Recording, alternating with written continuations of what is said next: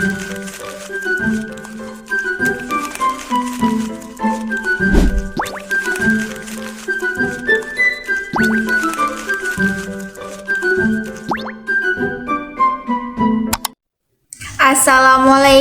warahmatullahi wabarakatuh.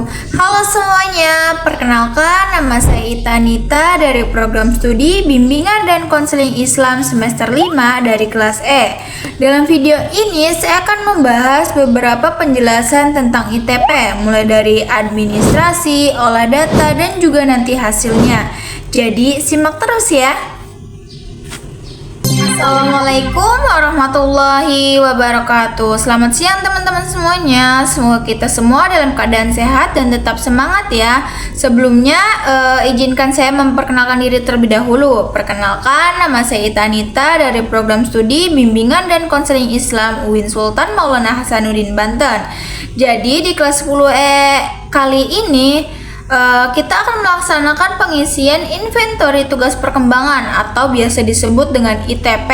Jadi, ITP adalah instrumen atau angket yang digunakan untuk melihat perkembangan diri kalian dalam aspek pribadi, sosial, belajar, dan juga rencana masa depan. Tujuan dari pengisian ITP yaitu yang pertama untuk membantu guru BK memahami kondisi dan juga kebutuhan perkembangan diri kalian sehingga layanan bimbingan yang diberikan bisa lebih tepat dan juga bermanfaat. Dan yang kedua yaitu untuk melihat gambaran masalah yang sering muncul secara kelompok sehingga nantinya sekolah dapat menyusun program pendampingan yang lebih tepat. Jadi bisa dipahami ya apa itu ITP dan bagaimana tujuannya. Sebelum kita mulai, silakan rapikan dulu posisi tempat duduk masing-masing. Jika ada yang ingin ke toilet atau ada keperluan lainnya, saya kasih waktu 3 menit agar nantinya tidak mengganggu saat proses pengisian ya teman-teman. Nanti saat membuka link Google Form, silakan isi identitas diri dengan lengkap, yaitu dengan nama lengkap, kelas, dan juga nomor absen. Kalian akan diberi waktu sekitar 50 menit untuk mengerjakan instrumen ini. Bacalah setiap pernyataan dengan teliti dan jawab sesuai dengan diri kalian masing-masing. Tidak perlu berdiskusi atau meneri jawaban teman, karena jawaban kalian ini bersifat rahasia. Jika sudah selesai, jangan lupa klik tombol kirim atau submit. Hasil pengisian akan diolah dan akan disampaikan kepada guru BK sebagai bahan pendampingan. Terima kasih atas perhatian dan juga kerjasamanya. Semoga kegiatan ini bermanfaat dan bermanfaat untuk membantu memahami diri kalian masing-masing. Wassalamualaikum warahmatullahi wabarakatuh. Nah, setelah melakukan administrasi tadi, jawaban dari teman-teman kelas E itu sudah terekam nih teman-teman di Google Form. Jadi kita bisa langsung download jawabannya biar nanti bisa kita masukkan ke Excel. Excelnya ini nanti kita bisa masukkan ke aplikasi ITP-nya atau ATP, nama aplikasi dari ITP itu. Nah, di sini kan karena masih acak-acakan, di ATP juga tidak menerima isi jawaban yang ada pilihannya. Jadi saya edit lagi teman-teman biar lebih rapi. Yang pilihannya ini dihapus, jadi hanya A atau B-nya saja gitu. Kemudian setelah saya edit yang sudah saya siapkan, kemudian di sini saya buka aplikasi ITP-nya atau biasa disebut dengan ATP. ATP ini ada analisis tugas perkembangan. Nah, di ATP ini memiliki beberapa tingkatan mulai dari SD, SMP, SMA, dan juga perguruan tinggi. Di sini saya menggunakan dari tingkat SMA karena waktu itu saya minta datanya itu mengadministrasikannya itu di SMA. Jadi kita bisa langsung buka, klik file, kemudian import dari file Excel. File Excelnya ini dari jawaban teman-teman dari kelas 10E tadi di SMA Pandeglang ya teman-teman. Kemudian di sini kita bisa klik ini, kemudian bisa klik open. Kita tunggu karena ini prosesnya memang terkadang cukup memakan waktu teman-teman. Jadi kita harus sabar nunggunya.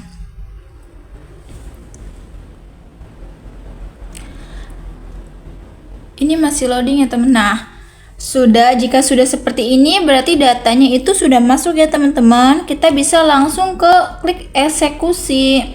Kemudian hitung skor peserta. Nah, jika ada peringatan seperti ini berarti ada kesalahan seperti di nomor 2 subjek 23 butir 64. Absen 23 butir 64 ada apa? Kita bisa lihat ya teman-teman. 2364.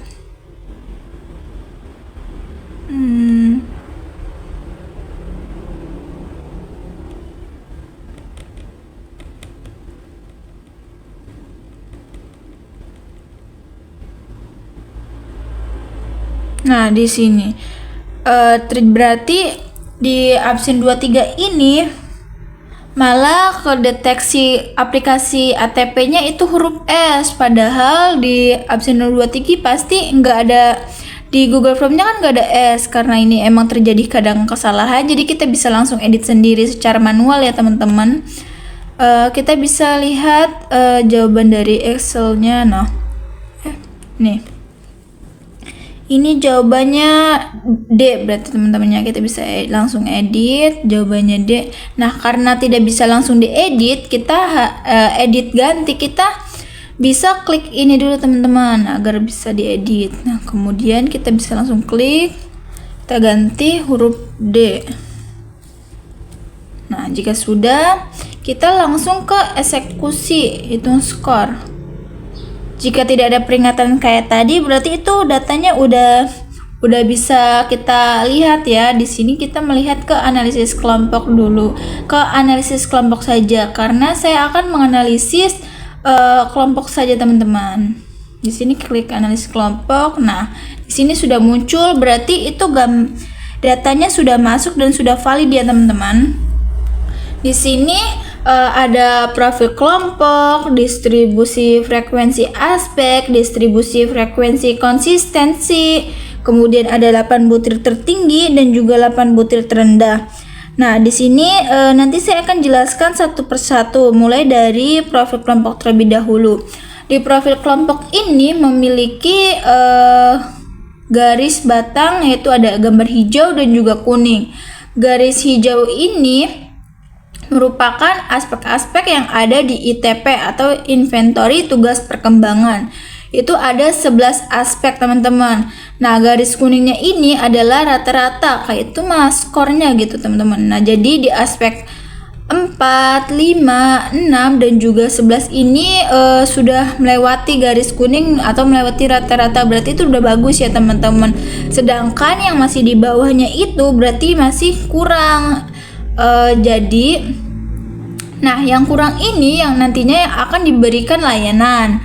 Kemudian yang kedua kita masuk ke distribusi frekuensi aspek. Nah, distribusi frekuensi aspek ini nanti kita akan melihat yang berapa orang yang di bawah rata-rata, kayak mulai aspek 1 ini landasan hidup religius ya teman-teman. Nanti teman-teman bisa mengetahui berapa orang yang masih belum mengetahui tentang aspek landasan hidup religius. Kita bisa langsung buka di distribusi frekuensi aspek. Nah, di aspek landasan hidup religius ini memiliki rata-rata 5,39. Jadi kita bisa hitung dari bawah sini teman-teman, 5,39. Kita bisa hitung dari 5,25 ya.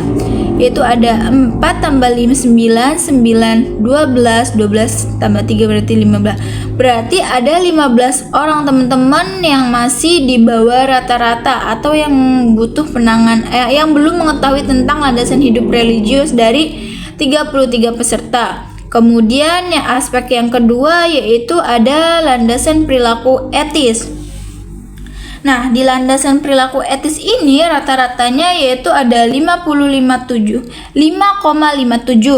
Berarti di sini kita bisa hitung dari 5,50, yaitu ada 5 tambah 1 6, 11, 11 12, 12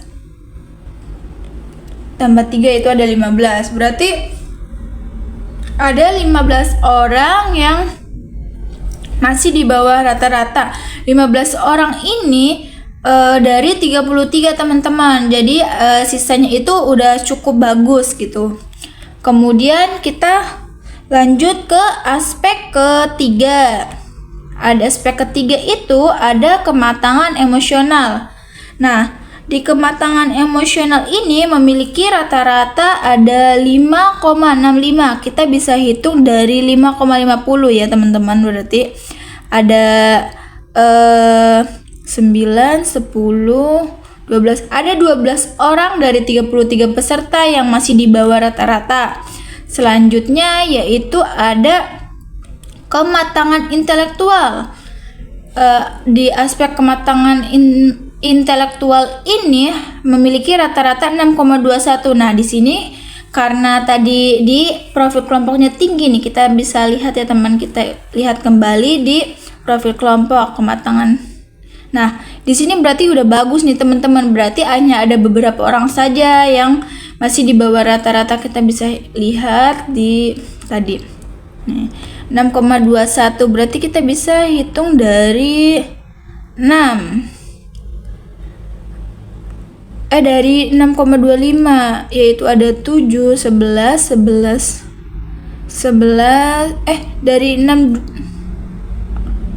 dari sini ya teman-teman, maaf. Dari nomor 6, 4 tambah 3, 7, 7, 10, 10, 13. Hanya 13 orang saja teman-teman dari 33 orang yang sudah bagus. Berarti sisanya itu di sini kan ada 13, berarti ada 20 orang nih teman-teman yang sudah mengetahui tentang kematangan intelektualnya. Karena dari itu kan di profil kelompok kan itu yang udah bagus gitu noh, paling tinggi. Skornya 6212. Kemudian kita lanjut ke aspek kelima, yaitu ada kesadaran tanggung jawab. Nah, di kesadaran tanggung jawab ini memiliki rata-rata 5,96. Ini juga udah cukup bagus karena di atas rata-rata ya teman-teman. Kita bisa lihat nih aspek kelima bagus juga teman-teman, sama kayak aspek keempat, walaupun aspek keempat ini sudah sangat bagus sekali. Di aspek kelima ini rata-ratanya kan 5,96. Kita bisa hitung dari sini 5,75, yaitu ada 6, 7, 7, 11, 11, 13, 13, 14. Ada 14 orang dari 33 orang yang masih di bawah rata-rata. Kemudian yang ke aspek ke-6 yaitu ada peran sosial sebagai pria dan wanita. Nah, di sini rata-ratanya yaitu ada 5,83. Kita bisa hitung dari 575 berarti ya teman-teman. Di sini ada 6 tambah 5 11, 11 13, 13 16, 16, 17. Ada 17 orang teman-teman dari 33 orang yang masih di bawah rata-rata. Kemudian aspek selanjutnya yaitu ada aspek penerimaan diri dan pengembangannya, yaitu rata-ratanya 5,51. Berarti kita bisa hitung dari 5,50 teman-teman. Itu ada 7 tambah 5 12, 12, 14, 14, 17, 18, 19. Ada 19 orang teman-teman yang masih di bawah rata-rata.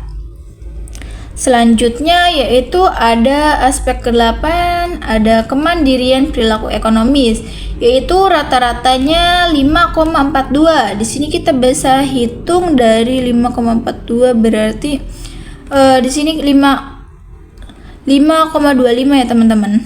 6, 10, 10, 11, 11, 11, 13, 13, 15, 16 orang teman-teman yang masih di bawah rata-rata. Dari 33 orang hanya 16 saja. Kemudian aspek ke-9 ada wawasan dan persiapan karir. Di wawasan dan persiapan karir ini memiliki rata-rata 5,53, di mana yaitu kita bisa hitung dari 5,50 ya teman-teman. 7, 10, 10, 12, 14, 14, 17, 17, 19 juga nih teman-teman yang masih di bawah rata-rata. Ada 19 orang yang masih di bawah rata-rata atau belum mengetahui tentang wawasan dan persiapan karirnya.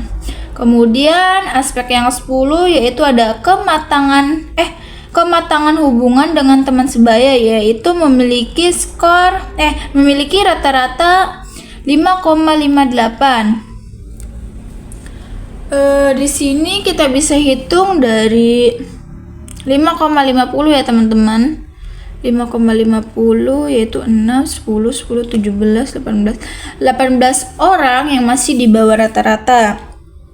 Kemudian aspek yang terakhir yaitu ada persiapan diri untuk pernikahan dan hidup berkeluarga. Nah, di sini rata-ratanya yaitu ada 5,80. Berarti kita bisa hitung dari 5,75 ya teman-teman. 2, 3, 5, 12, 16, 17. Ada 17 orang berarti teman-teman yang masih di bawah rata-rata. Dari 33 orang itu yang masih di bawah rata-rata itu ada 13 orang. Kemudian setelah semuanya sudah, kita bisa lihat ke distribusi frekuensi konsistensi. Nah, di ITP ini memiliki 77 pernyataan. Nah, dari 77 pernyataan ini sebenarnya pernyataannya itu hanya 66 saja teman-teman. Nah, 11-nya ini itu jawabannya sama dari 66 tadi. Jadi kita ambil satu soal itu jadi dua soal itu sebenarnya sama pernyataannya. Nah, di sini kita bisa lihat rata-ratanya yaitu ada 4,58. Berarti di sini kita bisa hitung dari 5. Ada 8 tambah 3 11, 11, 14, 15, 16, 17, 18. Ada 18 orang yang memberikan pernyataan yang konsisten. Sisanya itu berarti jawabannya beda teman-teman, berbeda-beda gitu. Sedangkan 18-nya ini jawabannya tetap sama kayak gitu. Nah, di sini kan kalau jawabannya sama kan berarti teman-teman dari kelas E ini sudah mengetahui gitu kemampuan dirinya, perkembangan dirinya gitu, dan menjawab secara konsisten. Kemudian di sini ada 8 butir tertinggi dan juga 8 butir terendah. Nah, di 8 butir tertinggi dan 8 butir terendah ini nantinya kita bisa pakai untuk RPL, action plan, program semesteran, program tahunan yang akan memberikan layanan yang sesuai gitu, sesuai kebutuhan teman-teman dari kelas 10E ini. Nah, kita bisa lihat lebih dulu 8 butir tertingginya, yaitu ada persiapan diri untuk pernikahan dan hidup berkeluarga ini pada aspek ke-11, butirnya 11,6. Kemudian ada kesadaran tanggung jawab, kematangan emosional, kematangan intelektual, peran sosial sebagai pria dan wanita, kematangan intelektual, dan juga kematangan intelektual. Nah, di sini kan aspeknya sama nih teman-teman, tetapi soalnya itu beda. Kayak di sini ada 46, di sini 44, kita bisa lihat. Nah, untuk melihat butir ini maksudnya soalnya teman-teman ya. Kita bisa lihat di gambar buku ini, kita langsung klik. Kita bisa geser jika tidak terlihat. Nah, di sini ada aspek keempat, yaitu ada kematangan intelektual. Kematangan intelektual yaitu pada butir 4, 6 dan 4, 4. Nah, 4, 6, 4, 4. Di sini, nah, saya mengetahui perbuatan yang baik dan juga buruk berdasarkan peraturan. Berarti kelas E ini sudah mengetahui peraturan yang baik dan buruk. Kemudian sedangkan di 46-nya ini itu tentang saya menyadari setiap pilihan ada baik buruknya. Jadi berbeda ya teman-teman. Nah, dari butir soal ini itu kita bisa buat apa namanya? Google Form pernyataan tadi. Nah, Google Form yang saya buat tadi itu saya ambil dari sini teman-teman, dari butir soal ini yang dari sini. Kita bisa langsung salin, kemudian kita bisa edit, langsung kita bisa bikin di Google Form. Nah, selanjutnya yang terakhir yaitu ada aspek ketiga yaitu kematangan emosional. Berarti aspek-aspek ini dan butir soal ini merupakan yang paling tinggi atau orang-orang dari kelas 10E ini sudah mengetahui ya, berarti dia sudah mengetahui. Kemudian di 8 butir terendah kita bisa lihat di sini ada persiapan diri untuk pernikahan dan hidup berkeluarga. Nah, di sini sebenarnya sama kan teman-teman dari 8 butir tertinggi, persiapan diri untuk pernikahan dan hidup berkeluarga. Tetapi yang membuatnya berbeda itu di butirnya teman-teman. Di sini 11,6. Berarti kita bisa lihat 11,6.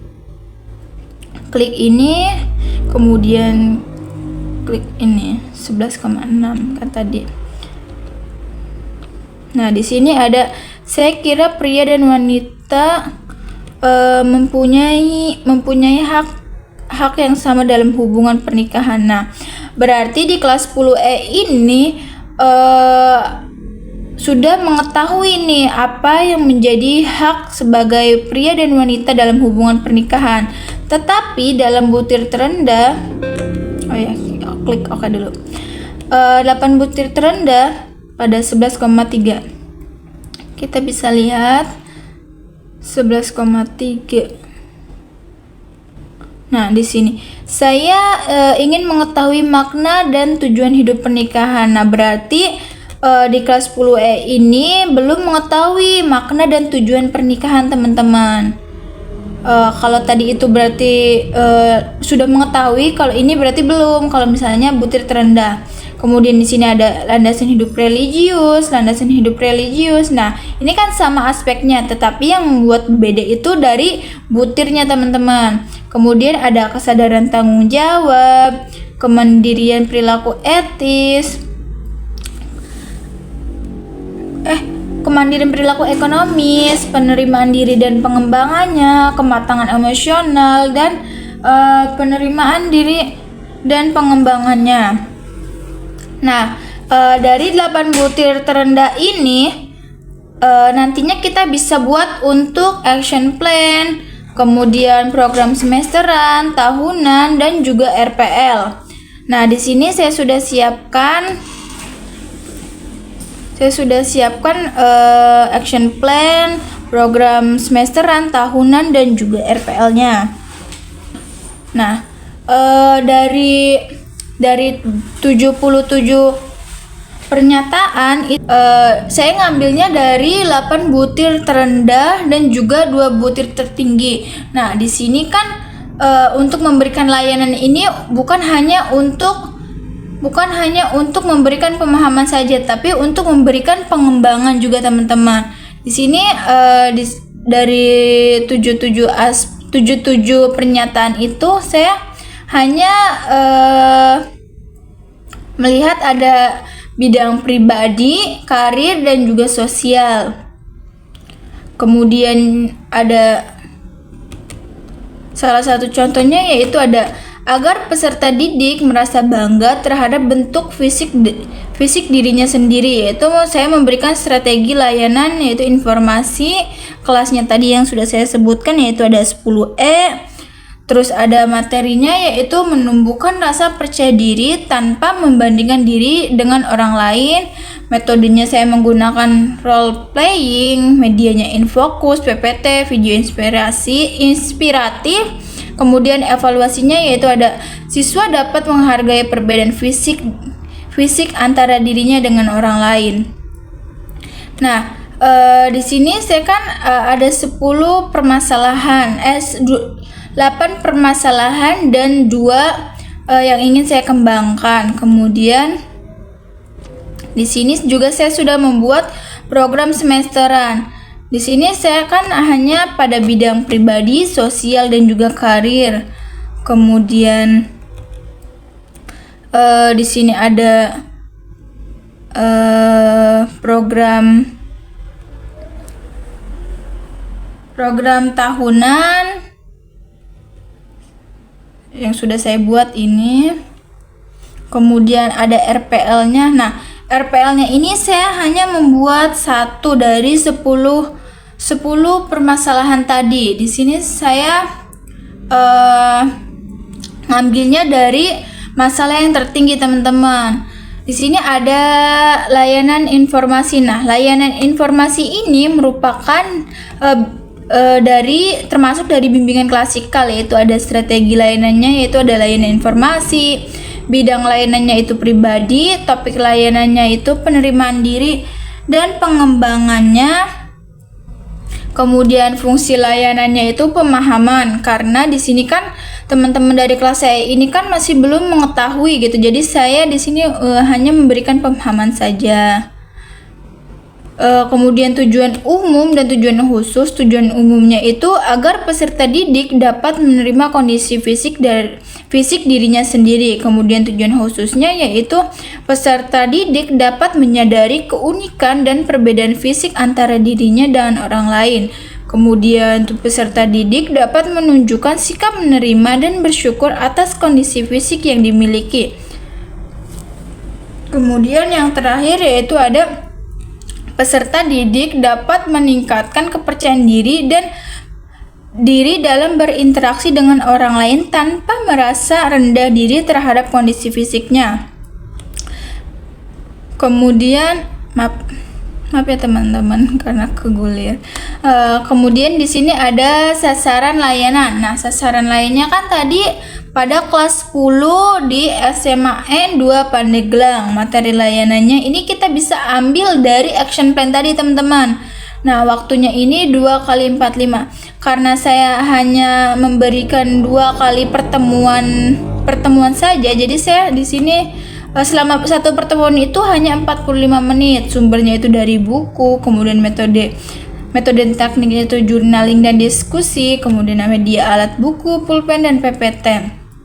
Kemudian pelaksanaannya ini memiliki 3 tahap, teman-teman. Dari tahap awal atau pendahuluan, tahap inti, kemudian ada tahap penutup. Nah, di tahap awal ini atau pendahuluan ini nantinya konselor memulai kegiatan dengan memberikan salam dan menyapa peserta didik dengan ramah dan semangat untuk menciptakan suasana yang positif.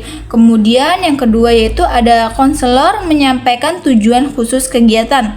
Setelah suasana kondusif, konselor menjelaskan secara singkat tujuan khusus dari layanan informasi yang akan diberikan agar peserta didik memahami manfaat dan arah kegiatan sedang berlangsung. Kemudian ke tahap intinya yaitu konselor memberikan atau menjelaskan materi yang sudah disiapkan. Kemudian ada setelah menyiapkan materi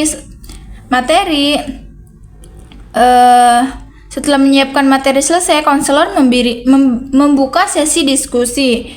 Yang ketiga yaitu ada konselor memberikan ice breaking setelah kegiatan diskusi agar peserta didik kembali bersemangat dan fokus mengetahui kegiatan selanjutnya. Dan yang terakhir yaitu konselor memberikan arahan kepada peserta didik untuk menulis jurnal tentang dirinya sendiri seperti perasaan terhadap kondisi fisik yang dimiliki, hal-hal yang disyukuri dari diri sendiri, serta perubahan positif yang ingin dilakukan untuk menjadi percaya diri. Kemudian yang terakhir yaitu ada tahap penutup. Nah, konselor menutup kegiatan dengan mengucapkan terima kasih kepada peserta didik.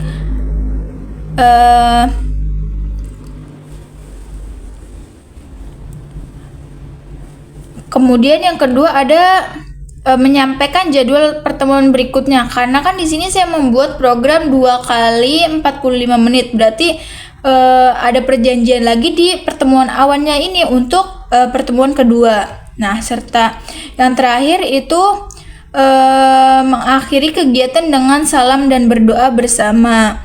Nah, setelah itu ada evaluasi. Nah, evaluasi ini ada evaluasi proses dan juga evaluasi hasil. Di sini siswa semangat. Evaluasi prosesnya itu siswa semangat dalam mengikuti kegiatan, siswa aktif dalam menyampaikan pendapat dan bertanya sesuai materi. Nah, evaluasi proses ini kayak misal di pertemuan pertama, jadi selama kegiatan, sedangkan evaluasi hasil ini siswa dapat menunjukkan sikap menerima dan kondisi fisik tanpa merasa rendah diri. Nah, setelah melakukan kegiatan itu, nah di sini kita bisa tulis untuk evaluasi hasilnya, teman-teman. Mungkin hanya itu saja yang bisa saya sampaikan mengenai pengadministrasian, kemudian olah data dan juga hasilnya, teman-teman. Mungkin cukup sekian. Terima kasih. Mohon maaf bila ada salah kata atau pengerjaan. Saya akhiri. Wassalamualaikum warahmatullahi wabarakatuh. Nah, di sini jawabannya bisa kita langsung download.